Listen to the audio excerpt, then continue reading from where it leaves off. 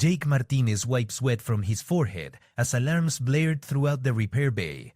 The emergency call had come in 3 hours ago, and now he stood before the most unusual spacecraft he had ever seen. Its surface gleamed with an iridescent purple that seemed to shift and pulse like living tissue.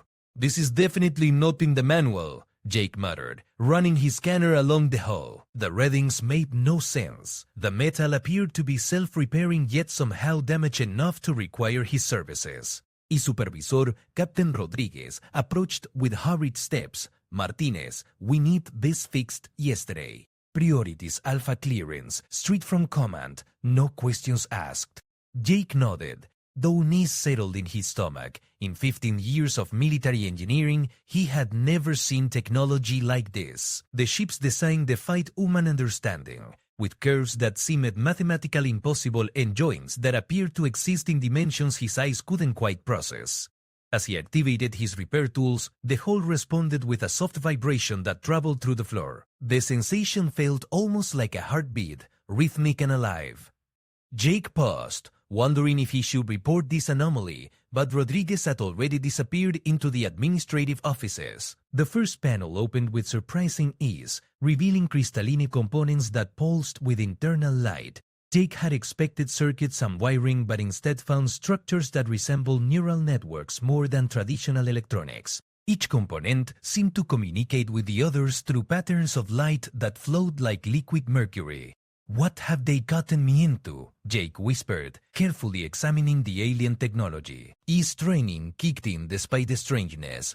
Every machine had logic, even if that logic came from another world. The damage appeared concentrated around what might have been a navigation system. Crystalline fragments lay scattered throughout the compartment, some still glowing faintly. Jake began collecting the pieces, noting how they seemed to respond to his touch with increased luminescence. As he worked, Jake became aware of a presence watching him. The feeling grew stronger with each passing minute, as if invisible eyes observed his every movement. He glanced around the empty repair bay, but found only shadows and the usual equipment. The ship's interior began to warm noticeably.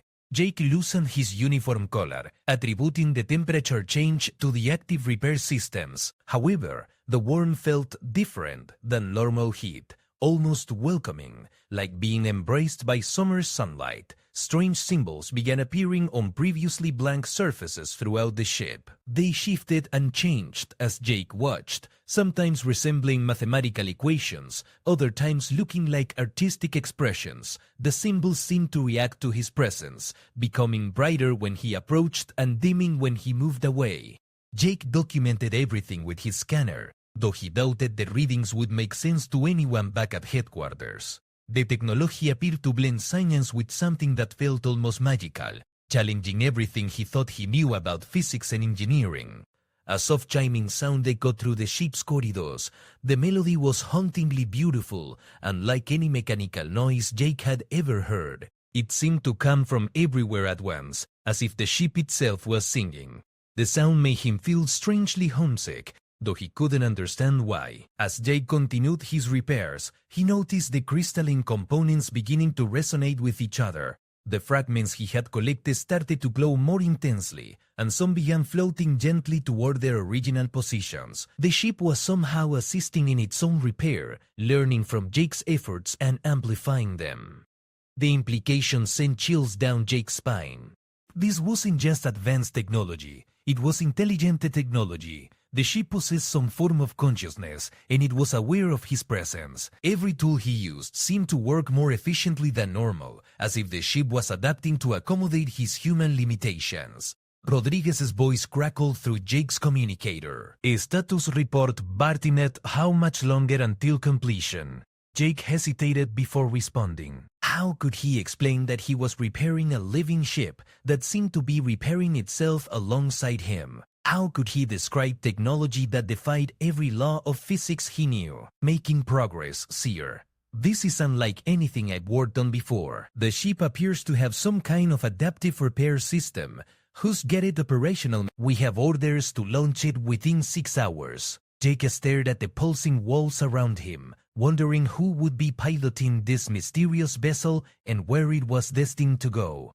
More importante, he wondered if he was making a terrible mistake by helping return this incredible ship to working order. La nave continuó cantando su misteriosa melodía, mientras Jake profundizaba en los sistemas de reparación. Cada componente que tocaba respondía con una calidez que parecía casi afectuosa, como si la nave estuviera agradecida por su ayuda.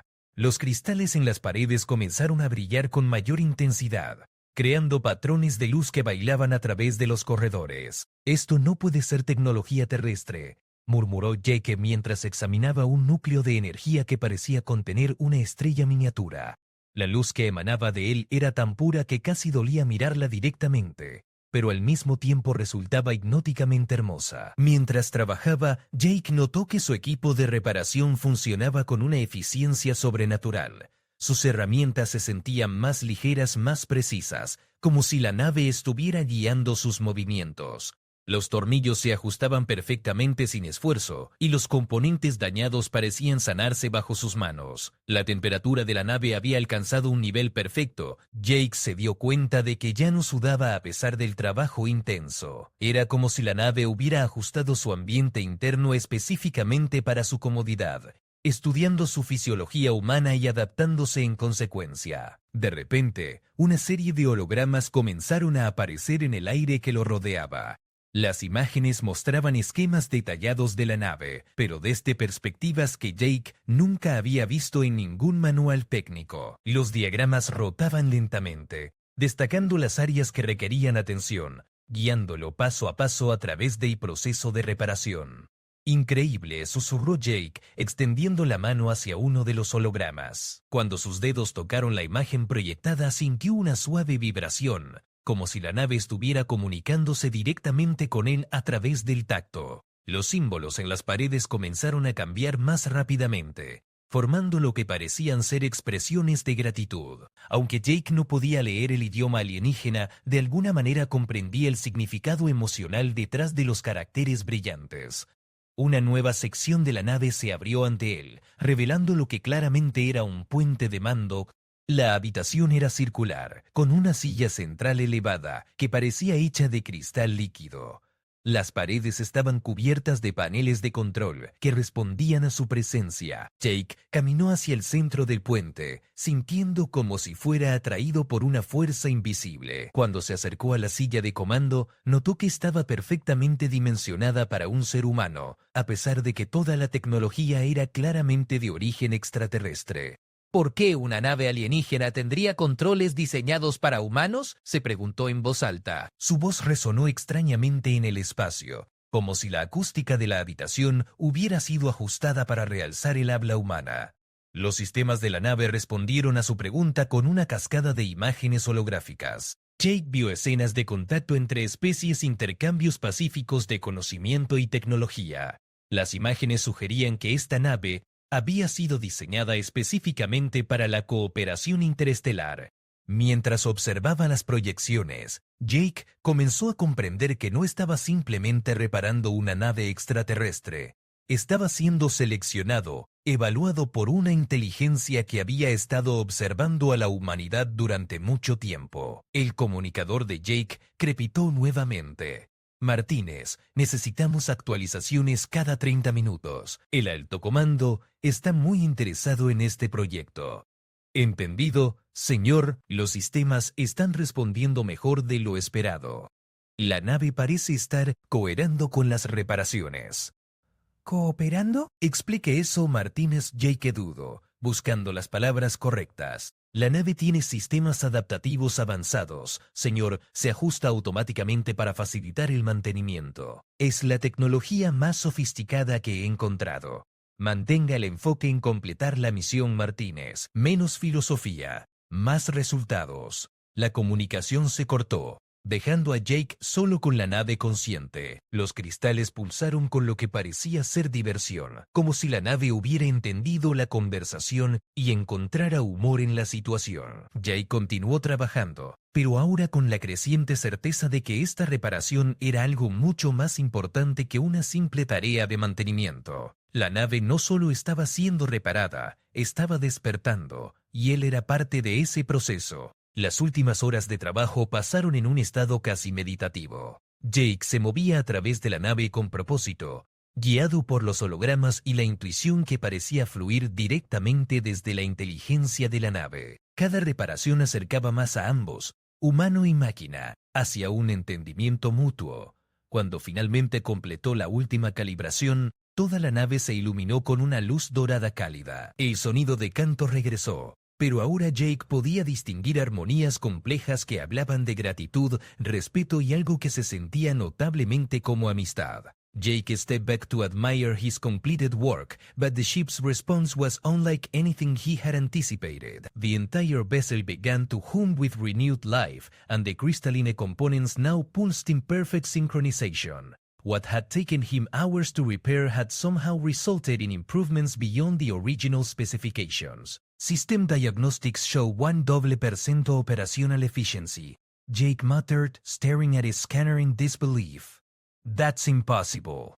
The ship's walls shifted to display new patterns, and Jake realized he was looking at star charts. Not human star charts, but something far more comprehensive, showing trade routes and diplomatic channels spanning multiple galaxies. The scope was breathtaking and terrifying in equal measure. A gentle vibration through the floor drew Jake's attention to the central command chair.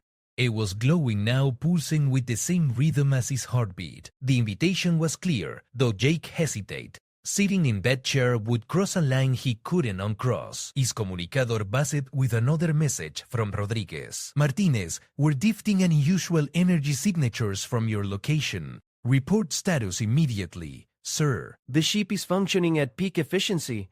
Jake chose his words carefully, not mentioning the impossible readings or the apparent consciousness of the vessel.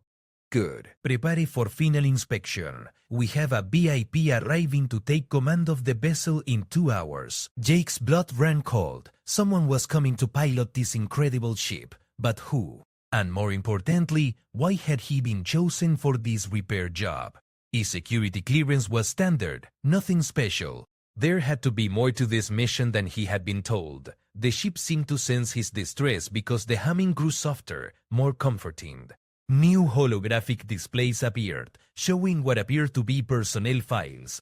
Jake recognized some faces from the space station, but others were completely unknown. All of them had one thing in common: they had worked on alien technology before. As Jake studied the files more closely, he realized that each person had been carefully selected for specific skills. Engineers, linguists, diplomats, and military officers. It looked like the preparation for a major first contact mission, but why the secrecy? The answer came in the form of a new set of images. Jake saw representations of various alien species, some humanoid, others completely foreign. But one figure stood out among them all, a tall, graceful being with features that combined authority with an otherworldly beauty. The image was accompanied by symbols that pulsed with respect and reverence. A queen, Jake whispered, understanding flooding through him. This is the ship of an alien queen. The vessel responded to his realization with a warm pulse of confirmation. Jake found himself looking at historical language of mathematics and physics. The being he had seen was indeed royalty, but not just of a single world. She ruled over an alliance of species that spanned several star systems. Jake's hands trembled as he realized the magnitude of what he had been unknowingly part of. This wasn't just a repair job. It was preparation for the most important diplomatic mission in human history. The alien queen was coming to Earth, and they had been chosen to ensure her ship was ready. The command chair pulsed more insistently now, and Jake found himself walking toward it despite his reservations. As they approached, the ship's systems began responding to his proximity. Screens lit up showing real-time data from across the galaxy, diplomatic channels, and what appeared to be preparations for a historic meeting. When Jake finally sat in the chair, the transformation was immediate. Information flowed into his mind, not invasively, but like a gentle stream of knowledge. He saw the Queen's perspective, her desire for peaceful contact with humanity, her hope for a new alliance, and her trust in the humans she had been observing from afar. The ship had been damaged during a routine patrol, but Jake now understood that the accident had been carefully orchestrated. The Queen needed to see how humans would treat her vessel when they didn't know its importance. His repairs had been a test, and apparently he had passed with flying colors. Jake's communicator crackled again, but this time the voice was different. Engineer Martinez, this is Admiral Clark. Please remain at your current location. We have a distinguished visitor approaching who wishes to meet you personally. Through the ship's external sensors, Jake watched as an elegant shuttle approached the repair bay. The craft moved with the same fluid grace as the ship he had been working on, and Jake knew without being told that the alien queen herself was aboard. Primero repaired ship, Jake said aloud, the reality finally sinking in completely. I've been working on the personal vessel of an alien monarch. The ship's systems pulse with what felt like pride, not just in itself, but in Jake's work. He had not merely repaired damaged technology, he had demonstrated human compassion, skill, and respect for something beyond their understanding. In doing so, it helped pave the way for a new chapter in interstellar relations. As the shuttle landed, Jake remained in the command chair, no longer afraid, but filled with anticipation. The test was over, but his real work was just beginning. La puerta de la nave se abrió con un suave silbido, y Jake sintió que su corazón se detenía por un momento. La figura que entró no se parecía a nada que hubiera imaginado. La reina alienígena era alta y elegante, con una presencia que llenaba instantáneamente todo el espacio. Su piel tenía un tono nacarado que brillaba suavemente bajo las luces de la nave, y sus ojos eran de un color violeta profundo que parecía contener galaxias enteras. He venido a agradecer personalmente por el cuidado que ha mostrado hacia mi nave. Jake se levantó rápidamente de la silla de comando, sin saber si debía hacer una reverencia o estrechar la mano. La reina sonrió ante su nerviosismo, un gesto que transformó completamente su rostro real en algo sorprendentemente cálido y accesible. Su Majestad, Jake logró decir su voz apenas un susurro. No sabía que la nave era suya, simplemente seguí órdenes. Precisamente por eso fue elegido, respondió la reina acercándose a examinar las reparaciones que Jake había completado. Necesitaba ver cómo trataría mis posesiones cuando creyeran que no estaba observando. Su trabajo ha superado todas mis expectativas. La nave comenzó a cantar nuevamente, pero ahora Jake podía distinguir que la melodía era una forma de comunicación entre la reina y su vehículo. Los cristales en las paredes pulsaban en respuesta a su presencia, creando patrones de luz que bailaban como aurora boreal. «La nave está viva, ¿verdad?», preguntó Jake, finalmente encontrando el valor para expresar lo que había sospechado durante horas. «En cierto sentido, sí», confirmó la reina tocando suavemente una de las paredes cristalinas. «Nuestras naves son compañeros, no simplemente máquinas. Esta en particular ha sido mi hogar durante más de 300 años terrestres». Jake sintió que sus rodillas se debilitaban. 300 años. Estaba hablando con un ser que había vivido más tiempo que algunos países de la Tierra habían existido. «¿Por qué vino a la Tierra?», preguntó Jake, su curiosidad científica. La reina se dirigió hacia la ventana de observación, contemplando las estrellas que se veían más allá. «Su especie está al borde de algo magnífico. Están desarrollando tecnología de viaje interestelar, pero también están enfrentando desafíos que podrían destruirlos antes de alcanzar su potencial. Desafíos como cuáles: contaminación ambiental, conflictos territoriales, agotamiento de recursos», enumeró la reina. «Problemas que mi alianza ha ayudado a resolver en docenas de mundos durante los últimos milenios». Jake comprendió lentamente las implicaciones. «Ha venido a ofrecer ayuda». «He venido a ofrecer membresía», corrigió la reina. «La Alianza Galáctica ha estado observando a la humanidad durante décadas, su creatividad, su resistencia, su capacidad para superar desafíos imposibles. Estas cualidades son exactamente lo que necesitamos». El comunicador de Jake sonó abruptamente, interrumpiendo la conversación. La voz del almirante Clark resonó en el aire. «Martínez, ¿cuál es su estado? Hemos perdido contacto visual con su ubicación». La reina levantó una mano elegante, y las comunicaciones se silenciaron suavemente. «Su gobierno sabrá todo a su debido tiempo. Primero, tengo una propuesta que hacerle a usted, específicamente». ¿A mí? Jake no pudo ocultar su sorpresa. Su trabajo en mi nave demostró no solo habilidad técnica, sino también respeto y cuidado.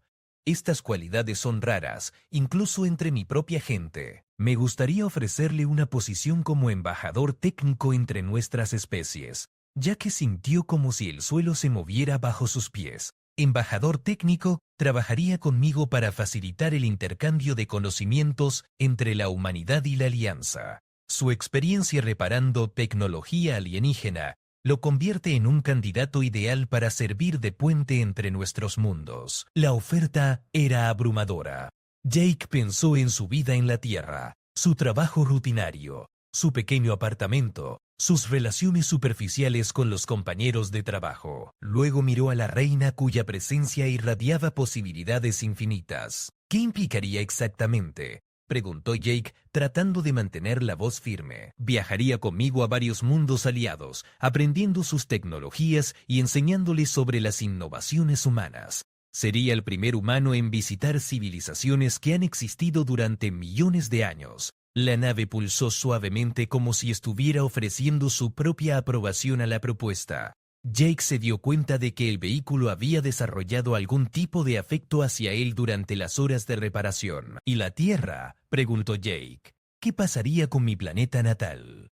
La Tierra se beneficiaría enormemente de su trabajo, aseguró la reina. Los conocimientos que adquiriera se compartirían con sus científicos e ingenieros. Su planeta podría avanzar siglos en décadas. Jake caminó hacia la ventana de observación, contemplando las estrellas con nuevos ojos. Cada punto de luz podría ser un hogar para civilizaciones increíbles, y ahora tenía la oportunidad de visitarlas todas. ¿Cuánto tiempo tendría para decidir?, preguntó. El tiempo que necesite, respondió la reina con paciencia. Aunque debo mencionar que mi nave está programada para partir en 6 horas, esta ha sido nuestra única oportunidad de contacto directo por ahora. Jake sintió la presión de la decisión más importante de su vida. Quedarse significaría seguridad, rutina, pero también mediocridad. Irse significaría aventura, conocimiento, pero también incertidumbre total. La reina pareció leer sus pensamientos. No está eligiendo abandonar su hogar, ingeniero Martínez. Está eligiendo expandir la definición de hogar para incluir toda la galaxia. En ese momento, Jake supo cuál sería su respuesta. Jake took a deep breath, feeling the weight of the universe pressing down on his shoulders. The decision before him would change not just his life, but potentially the entire future of humanity. He looked at the alien queen whose violet eyes held wisdom accumulated across centuries of existence. If I accept, Jake said slowly, what guarantees do I have that Earth will truly benefit from this arrangement? How do I know this isn't some elaborate form of colonization disguised as cooperation? Your skepticism honors your species, Engineer Martinez. It is precisely this careful thinking that makes humans valuable partners rather than subjects. She gestured to the ship's walls, which immediately began displaying holographic records. Jake saw dozens of worlds that had joined the Galactic Alliance, each maintaining their unique cultures while benefiting from shared technology and knowledge. The Alliance operates on principles of mutual benefit and voluntary participation, the Queen explained. No world has ever been forced to join, and several have chosen to remain observers rather than full members. Earth would be given the same choice. Jake studied the holographic displays, noting that each civilization shown had not only maintained their independence, but had actually flourished under the Alliance's guidance. Worlds that had been struggling with environmental collapse had been restored to garden paradises. Species that had been on the brink of war had found peace through mediated cooperation. The technology you've seen today, the Queen continued, represents only a fraction of what the Alliance has to offer. Medical advance that could eliminate disease, energy systems that cause no environmental damage, transportation methods that could connect Earth's continents in minutes rather than hours. And in exchange? Jake asked, knowing there had to be some form of payment expected. Human creativity and problem-solving abilities, the Queen replied immediately. Your species has an unusual talent for finding innovative solutions to seemingly impossible challenges. This perspective has proven invaluable to Alliance development projects. Jake's communicator began buzzing insistently, but the Queen raised her hand again, creating a bubble of silence around them. Your superiors are growing concerned about our extended conversation. Soon they will attempt to intervene. What happens if they try to stop me from living with you? Nothing violent, the Queen assured him. The Alliance has protocols for such situations. However, it would complicate future diplomatic relations between Earth and our organization. Jake realized that his decision carried implications far beyond his personal future. If he refused or if Earth's government interfered, humanity might lose this opportunity for generations. "Tell me about the other worlds I would visit," Jake requested, needing more information before making such a monumental choice. The ship responded by filling the air with stunning holographic displays of alien worlds.